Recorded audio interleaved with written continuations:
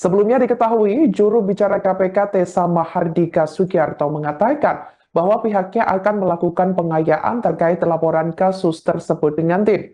Proses pengayaan atau analisa itu dilakukan untuk mengulik kebenaran dugaan tindak pidana korupsi proyek PIK 2 itu. Jokowi dan Agwan diketahui dilaporkan oleh mantan pimpinan KPK Abraham Samad dan sejumlah aktivis anti korupsi lainnya.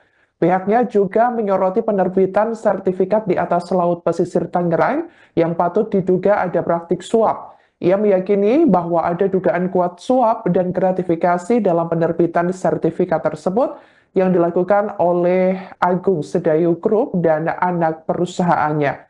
Mantan Wakil Ketua KPK Muhammad Yasin juga menyoroti bahwa penggunaan aset di atas laut. Download Tribun X sekarang, menghadirkan lokal menjadi Indonesia.